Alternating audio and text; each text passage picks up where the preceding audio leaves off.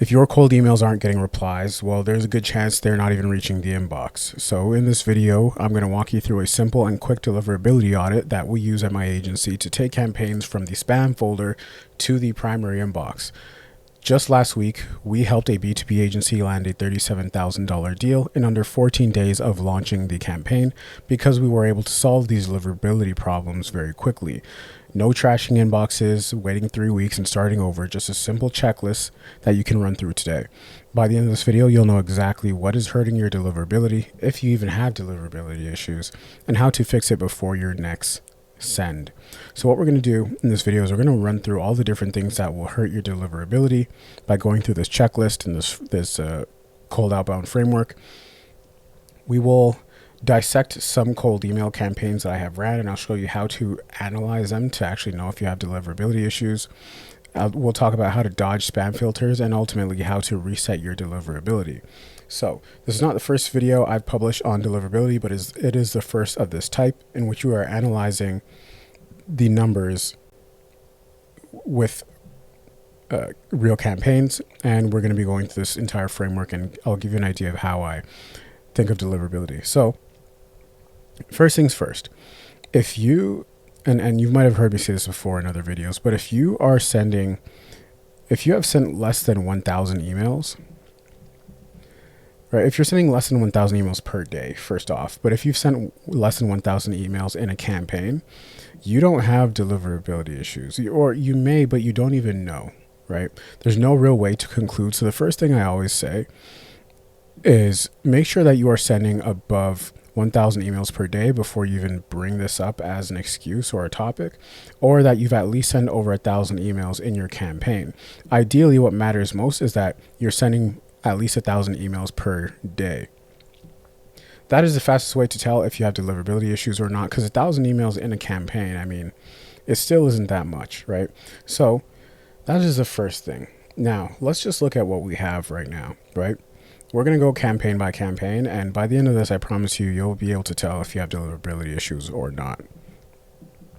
So let's go through these. This one right here. So some of these are for clients, and these are all what you're seeing here are all pretty much test campaigns, very initial campaigns, which is why the volume sent is very small. But what you'll notice is that some of these, and I'll point out which ones, some of these campaigns have made a lot of money in deals and pipeline generated. So going campaign by campaign. So this campaign right here, this top one, as you can see, has a very abysmal reply rate. This is immediately letting me know that one of two things are wrong. Either we have deliverability problems, right? Because what we're pitching here is quite a saturated offer. So with saturated offers, I'm really looking at like 0.6 to 0.65 as like my benchmark reply rate. If it's a very saturated offer with no real new positioning, I'm looking for a 0.65 to 0.7 reply rate. This is a red flag. This, I would start to question deliverability issues, especially as we are approaching 1,000 emails per day, or 1,000 emails sent. The thing that is stopping me from ruling this as a deliverability issue is because we are targeting very senior roles in enterprise companies, which means the reply rate is naturally going to be very low. So if we go over to the lead list, if you've seen this chart before, your highest reply rate typically comes from smaller companies. And it also really depends on the job titles you're targeting. We are targeting enterprise companies of 1,000 employees and up. And when we're targeting, that campaign is targeting VPs, founders, CEOs, and presidents, so on and so forth, your reply rate is actually going to be very low, no matter what you are pitching or what you are selling, because they'll always likely just defer you over to HR or partnerships department or whoever it is. So this has my attention, and I'm actually watching it right now as it runs, but I wouldn't conclude that it has a deliverability issue yet. I would just think it's poor targeting or a poorly positioned offer until this increases in volume. Another reason why I say that is because we compare it to the other two campaigns we are running in parallel. So this one right here, this campaign right here, and this campaign right here. These three campaigns are for the same client with a very similar offer, with very similar targeting, but slightly different offer positionings. And look what happens, right? So maybe 3/4 of the emails sent, but the reply rate is over 1% versus 0.25%. This campaign right here, we have crossed 1,000 emails sent. We're hovering in that 0.7 range. We actually even cracked a positive reply rate, or a positive reply, excuse me. So that lets me know, and we're using the same inboxes, right? Same setup, same infrastructure. So that lets me know that this right here, this top campaign, this is just poor. There's a big mismatch and a big alignment between who we're targeting and what the offer is, and there's a lack of relevance there. So no deliverability issues. Our bounce rate is rather low. It's under 1%. Here, this was, and I dissected this in a previous video, a bounce rate over 3% is really alarming. Like, that's getting my attention.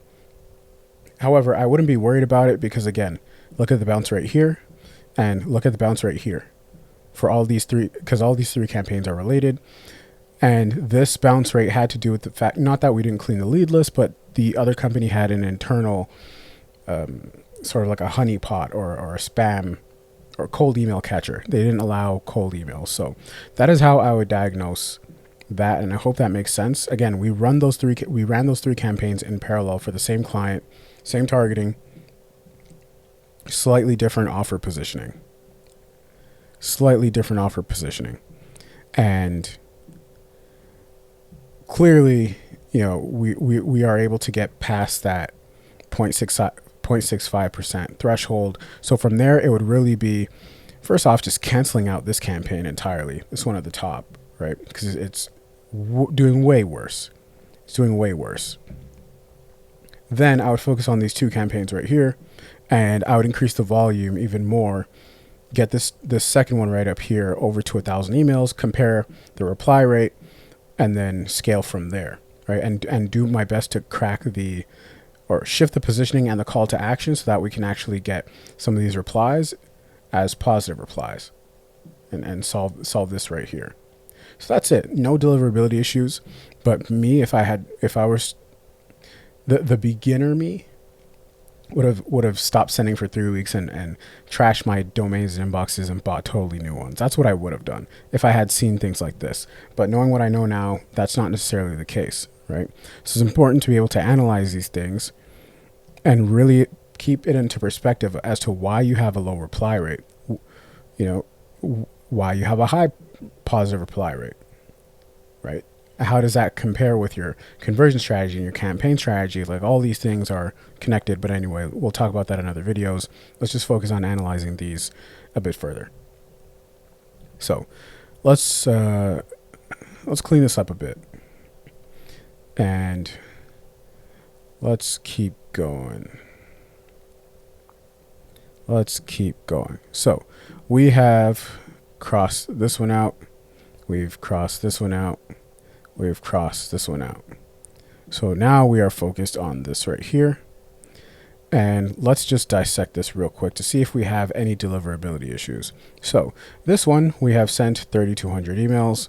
We have a reply rate just hovering just below 1%. And we have positive reply rates. I'm not worried about this. Clearly fits. It's a very saturated offer, very standard. Fits right in my threshold of the 0.65, 0.7%. Bounce rate is very low. Sender bounce rate is extremely low, next to zero. This campaign can be scaled. This campaign has generated a lot of money in pipeline. I'm good with this. This one we already covered. This campaign right here. First off, not enough emails to even come to a conclusion. The sample size is so small, I wouldn't even be looking at anything else. But this tells me enough that I need to know. Yeah, people are getting the emails. And I'm also checking at the very beginning, like, am I even getting out of office emails? Am I getting automated away emails? Like, those are a good thing because it lets us know that our emails are being sent. So I'm not worried about this. Not enough data to be to be statistically significant. So let's keep going. By the way, I would also pay attention to when these campaigns are launched and see if the deliverability over the course of the week is tanking or not, right? If it's going like this, it's going down, then one of two things is happening. Either your deliverability is broken, is shot, or you've just been putting less and less and less effort into the campaigns that you've been launching, if this is across multiple campaigns. Cool. Let's move on. So this campaign right here, under 1,000 emails. So I'm already taking this with a grain of salt. Very low reply rate. Bounce rate is fine. I would push this to 1K, but this is kind of telling us all we need to know. We're about 75% of the way there anyway, or 77% of the way there to 1,000 emails sent. Reply rate is very low. I wouldn't judge this in isolation. I always like to run multiple campaigns in parallel, right? And see how they compare, because this one might give us really bad data, like this campaign right here with a 0.25% reply rate. But if we run another campaign with slightly different positioning, this might work, and another one, this might work. So this doesn't mean we have deliverability issues if we're all coming from the same, if they're all coming from the same inboxes, right? So that's why you never want to judge one campaign on its own in isolation. So that's that. Not worried about that. So this campaign right here, not enough data sent to be statistically significant. Reply rate is where we need it to be. This is a great campaign reply rate in 2025 and a good positive reply rate. I would scale this. I don't know why I didn't. To be honest, bounce rate is low. I don't know why I stopped sending this. Perhaps I found, oh yes, because I found a more efficient method. That's why. I found a way to do it faster, which means I could send more emails. This campaign right here, again, not enough data to be statistically significant. Reply rate is sky high. This is likely a Loom campaign or a lead magnet campaign, judging by this reply rate. No positive replies, so these are likely not interested. I would have sent more emails on this. I don't know why I stopped it. I don't have the titles in front of me, but that's all right. No deliverability issues. We're good there. This campaign, definitely enough volume sent. Reply rate is good. I would shift the offer here, or I would shift the call to action first, then the offer, to have some of these replies trickle into positive reply rates. No deliverability issues here. Accountants, volume checks out well. Reply rate checks out well. Positive reply rate checks out well. I decided to exit out of this niche early, so that's why I stopped scaling that. Bounce rate is good. No deliverability issues. Sent enough emails. Reply rate is good. Positive reply rate is excellent. Why did I stop this? It was likely a Loom campaign that I ran to get some clients, and I got those clients, so I was good. Cool. All right, so that's how I would just analyze that, right? Now, again, if I ran, let's say I ran 3 campaigns, right? Let's say I ran 3 campaigns. So this is campaign number 1, this is campaign number 2, this is campaign number 3, right here. Now, if I hit 1,000 emails per day on all of them, right? The volume is good. I launched campaign number 1 first. I launched campaign number 2 second, and then launched campaign number 3 third, right? Over the course of a week or 2. And I noticed that the reply rate here is maybe 1%. And then the reply rate here is 0.6%. And the reply rate here is 0.2%, right? What I would do before judging, because again, you don't want to have to start over if you don't have to, right? So you don't want to just rule things out as deliverability issues. It's usually not, especially with beginners. They just don't send enough emails. So what I would usually do is try and run the strongest campaign again, right? As a totally new campaign, or just feed more emails to it and see how your reply rate fares once you've doubled or tripled or even 10x the volume, right? If it hovers around that same area or 0.65, 0.7% and up, you're good. If it starts to dip down, I mean, you have deliverability issues. Like if it starts to become more reflective of this, you have deliverability issues. Very low reply rates, a lot of it has to do with who you're targeting. Who you're targeting, what you are offering them, right? This is a gift box, this is a present. What you're offering them and how you are communicating what you're offering them. Most times people just get the wrong person. Most times people get the wrong person and they think they have deliverability issues. No, you are delivering it to the wrong person. That's what's happening. Or they get the right person, but an offer that just makes no sense based on who they are talking to. So this is like the, I'll get you 5 meetings a month to a company, to an enterprise company that gets 5 meetings every morning per department, per location. So there's a mismatch here of the product market fit. There's a mismatch, or there's a mismatch in the alignment of the offer. Or you have the right offer and you're sending it to the right person, but what you're communicating makes the offer seem bad or makes you seem untrustworthy. And so that's how all these things link together. So let's go through. So we've talked about how to analyze campaigns. Let's go through how to dodge spam filters. So let's assume that you've gotten this stuff correct, because we're just talking about deliverability, right? But I say all this to say this is often, it's just this stuff that's often at the root of what people just rule off as deliverability issues.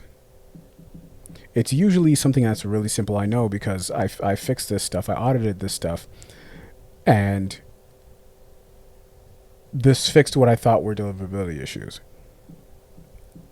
I said this in another video, but if you offer someone like a free Lamborghini over cold email, this is just a hypothetical example,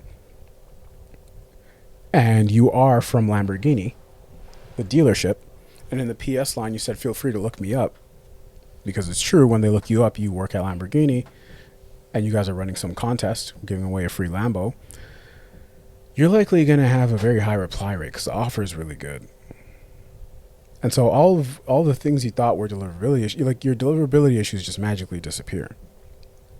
So that is how that tends to work, and what's usually at the root of this stuff. But anyway, how to get around spam filters. So there are a couple things, but it really just lies number one in the targeting. Right, did you get the right person here? Are you targeting the right titles? First off, especially in enterprise companies. So assuming you've done that right, where you dodge spam filters the most, so before you even send copy is the warm up, and I'm assuming you know this part already. 2-week warm up, don't skip this, it's important. Make sure you get your inboxes as Google or Outlook inboxes. If you're more advanced, you can use an SMTP. We are using all three. Get them from a premium reseller. Right? I have used several. Most of the ones that you see that come up on Google, quick Google search, are good. This stuff's hard to mess up. Second is, don't send too many emails per inbox. I like the 15 to 20 emails per day. Emails per day per inbox range. So do the math there. 15 to 20 emails per day per inbox. If you can afford it, keep some backup inboxes on reserve, on warm up. Use Instantly or Smart Lead. Get this stuff down pat before you, like, it's very easy to do. The resellers set this up for you. Get this down pat before you even launch or send the campaign, and you're like 80% of the way there. So that's how you avoid spam filters just off the infrastructure. And then the next thing is making sure you're targeting the right people.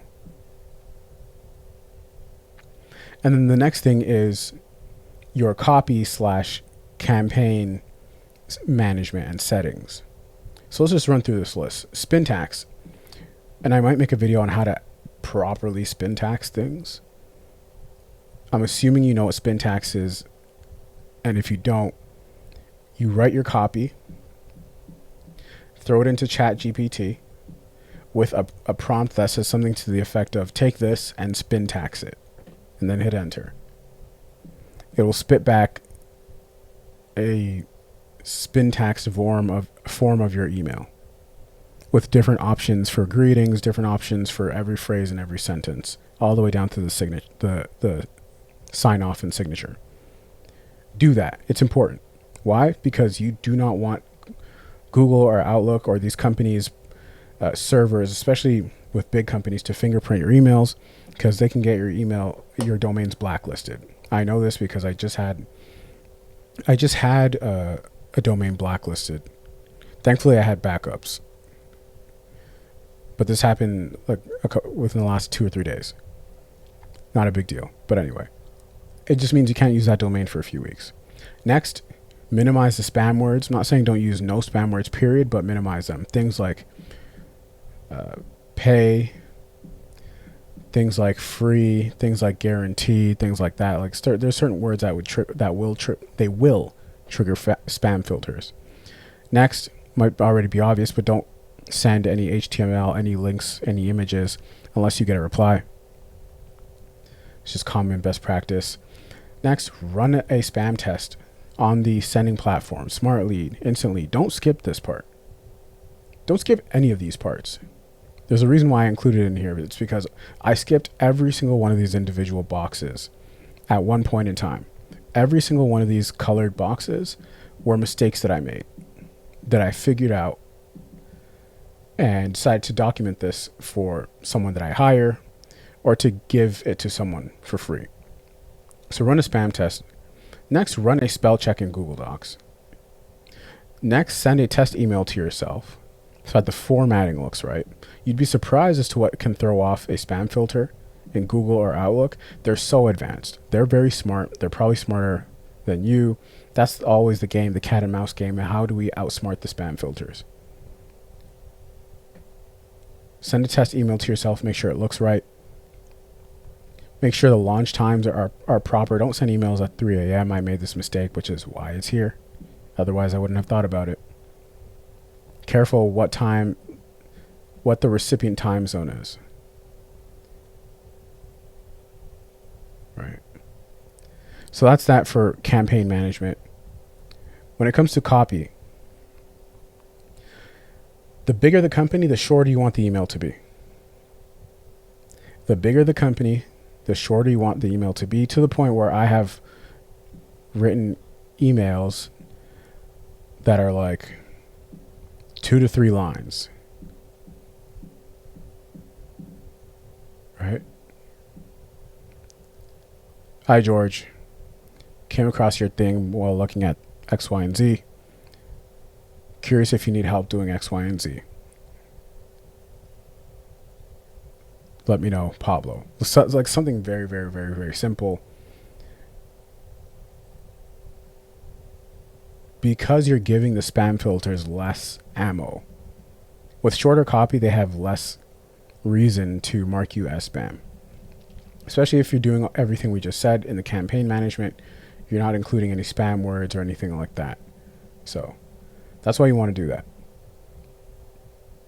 Let's see if I missed anything else. We covered copy. We covered targeting in the lead list. This is all very important. And enterprise companies, how things change as you scale up in company size. Offer, just make the offer relevant to who you're reaching out to. We covered the infrastructure as well. And we covered how to analyze data. It'll be like little things, right? Little things that people write off as deliverability issues. Like, I remember sending something on the weekend before July 4th. And I wasn't getting any responses, but I was getting like, and rookie me might have said, okay, I have deliverability issues. But because I have some maturity in this, I realize that, hey, at the very least, I'm getting out of office replies, which lets me know I don't have deliverability issues. So we just kept plugging away. Now, I owe you guys one more thing. How to reset deliverability. You got two options, really. Number one, burn or trash not just your inboxes, your domains. Deliverability happens at the domain level. What do I mean by that? So if I have something, an email address that's like Pablo at my agency, so Vintascale at vinta.com. Oh, man, I can't write today. At vinta.com. And then I have another email address that's like Pablo or PM at vinta.com, right? You can't just trash the email addresses. You have to trash vinta.com entirely. The domain that these inboxes are tied to. You have to trash this domain entirely. So that's your first option. Fastest option, only if you already have backups. Only if you already have backups, which ideally you do, but I understand if you don't. Second is you pause your sending. And if you're going to pause sending, you pause it for about the same time as a new warm-up. 14 to 21 days. Third option, okay, you have more than two options, is to slow down sending.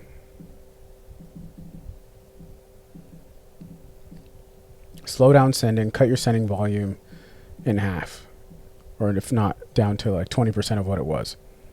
Next thing you can do, and I always recommend before you even get to any of these steps, is to verify you actually have deliverability issues by running different campaigns. Like we talked about before, run a few other campaigns in parallel and see how it compares. Right? Because you never really want to know. You want to be sure before you even get to any of this stuff here. What I would do, I have backups. So I would pause sending on certain email addresses, duplicate the campaign, and maybe bring it to another set of email addresses. Or at the same time, so I would do that. Then I do a multi-layer approach of slowing down my sending, and also another layer of trashing those old inboxes that I'm not using anymore because I've transferred it to new inboxes with new domains, and then getting more backups. And that's how you make your deliverability bulletproof. But I promise you, if you are not sending, again, if you're not sending 1,000 emails per day, none of this stuff has anything to do with you. Like, let's just keep it 100% here. You are totally fine. You don't have deliverability issues. Don't waste your time. You are okay. All right, guys. So, as always, if you have any questions, just leave a comment below. If you run a B2B agency or B2B service business, or B2B business, period, products too, doing over $20,000 a month in monthly recurring revenue, and you would like us to build you a cold email pipeline like this that gets you leads and meetings every single month on autopilot, click the link below and schedule a consultation with myself on my website. And if you like this framework for free, the link is in the description. Just fill out the Google form and I'll send this to your email personally. All right, guys. See you guys in the next video. I'm out. Peace.